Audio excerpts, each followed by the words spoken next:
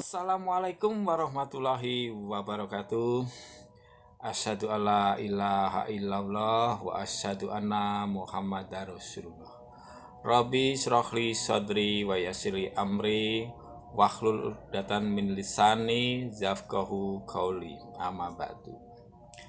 Bapak, Ibu, warga Muhammadiyah yang kami hormati dan kami banggakan, kami dari Majelis Pustaka dan Informasi yang bekerja sama dengan Majelis Tabligh Pimpinan Cabang Muhammadiyah Wedi menyelenggarakan pengajian rutin.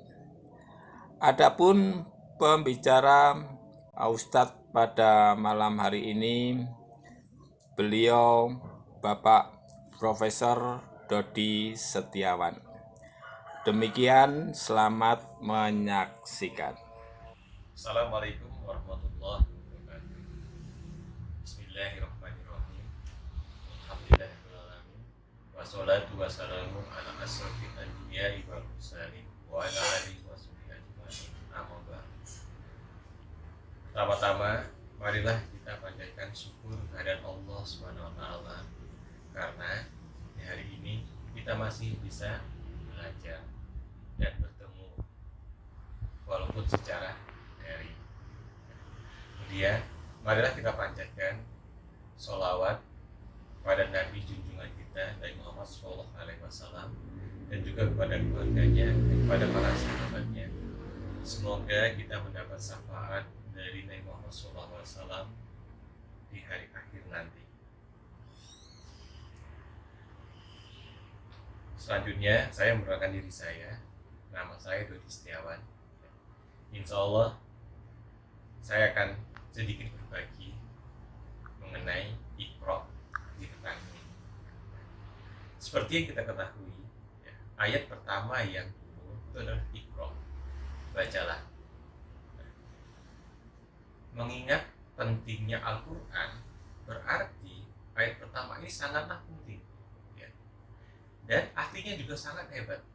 Bacalah, bacalah dengan nama Tuhanmu. Artinya kita sebagai seorang muslim itu harus membaca. Pentingnya Al-Quran itu adalah sebagai suatu pembeda antara periode jahiliyah dan setelah itu, periode yang penuh dengan kebahagiaan, periode yang penuh dengan petunjuk. Nah, untuk meraih petunjuk itu maka kita harus membaca. Membaca tersebut di sini dapat diartikan sebagai belajar. Kita sebagai seorang muslim itu harus belajar, mulai dari kecil sampai ke usia senja. Terus belajar, jangan pernah berhenti untuk belajar. Semangat untuk belajar dikobarkan. Belajar apa? Apa saja. Karena ayat-ayat Allah itu ada yang ayat yang tersirat dan ayat yang tersurat. Ayat yang tersirat itu berarti ayat-ayat di semesta alam ini. Kita mengetahui bahwa bumi itu berputar mengelilingi matahari. Kemudian bumi juga berputar di porosnya. Itu ada ayat-ayat Allah yang harus kita pelajari. Kemudian kita ketahui bahwa matahari itu terbit selalu di sebelah timur. Itu ayat-ayat yang tersirat. Sedangkan ayat yang tersurat adalah Al-Quran. Berarti kita harus belajar. Belajar memahami Al-Quran. Membaca Al-Quran tersebut dengan penuh perasaan, dengan penuh jiwaan. Dan kita niatkan belajar itu demi lillah ta'ala. Di sini salah seorang imam besar di Masjid Istiqlal, yaitu Bapak Ustadz Nasruddin Umar, itu menjelaskan bahwa Iqra itu dapat dibedakan menjadi 4 tahap. Yang pertama, how to read, yaitu bagaimana kita membaca Al-Quran dengan baik dan benar serta dapat menghatamkannya. Walaupun kita tidak artinya, kita tetap akan oleh Allah. Jadi di sini kita harus belajar Al-Quran, harus mengenalinya, ya, harus membacanya, harus memahami cara membaca yang baik dan benar. Itu tahap awal dari Iqra tersebut, ya, terkait dengan membaca Al-Quran. Yang kedua, ya, Iqra itu kan berarti how to learn, ya, atau bagaimana kita mempelajarinya, bagaimana kita memahami Al-Quran, bagaimana kita memahami artinya, tafsirnya, ya, kita memahami asal muasalnya, bagaimana asbab nuzulnya supaya itu keluar, supaya itu turun. Kita harus belajar. Ya. Itu adalah tahap kedua dari Iqra. Yang pertama tadi how to read, yang kedua how to learn. Kita harus belajar Al-Quran. Dan yang ketiga, ya, adalah kita how to understand. Bagaimana kita memahami Al-Quran, bagaimana kita menghayati kitab suci dari Allah SWT ini. Kita harus memahaminya secara emosional, ya. Kita terikat secara spiritual dengan Al-Quran tersebut, ya. Al-Quran itu adalah panduan bagi kita di setiap langkah-langkah kita, karena Al-Quran itu adalah kitab yang sangat lengkap. Apapun ada di sana, kita harus belajar. Sedangkan yang terakhir, yaitu meningkat tabir-tabir dalam Al-Quran. Jadi di sini kita memahami Al-Quran juga dengan lebih baik lagi. Nah, empat hal tersebut menunjukkan bahwa Iqra itu bukan hal yang harus kita pelajari. Iqra, Bismillahirrahmanirrahim. Bacalah dengan nama Tuhan. Mari kita meniatkan usaha kita belajar Al-Quran demi Allah, billah ta'ala.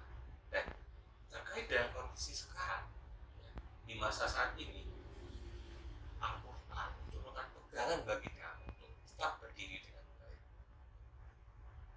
Di saat seperti ini, begitu banyak informasi yang bertebaran. Kita harus memahaminya. Kita harus memahami mana informasi yang baik. Kita harus belajar. Kita harus memilah informasi yang baik tersebut.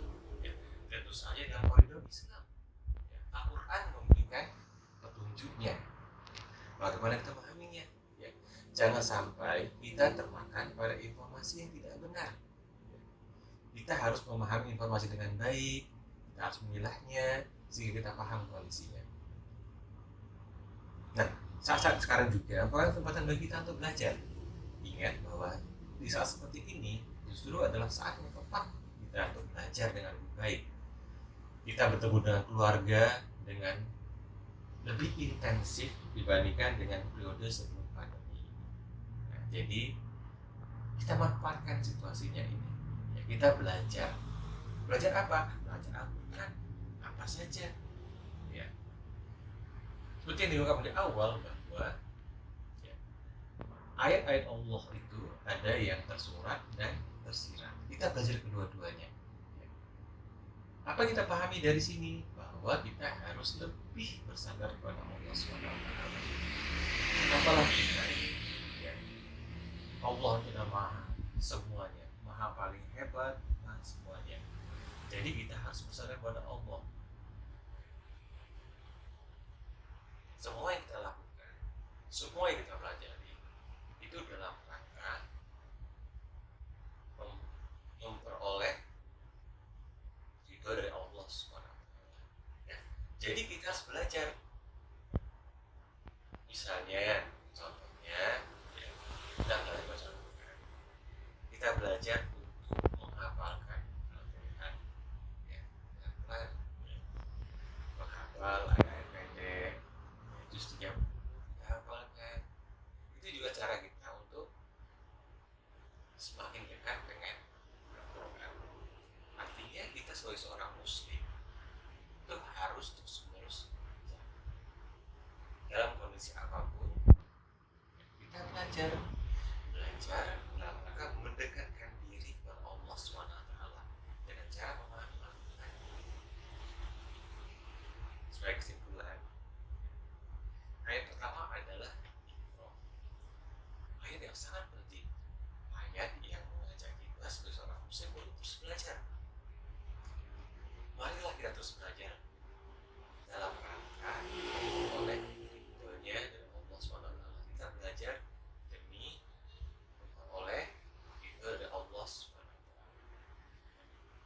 saya begitu saja.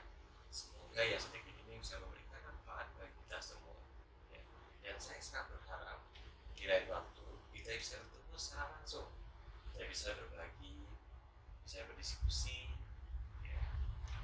Terima kasih atas perhatiannya. Assalamualaikum.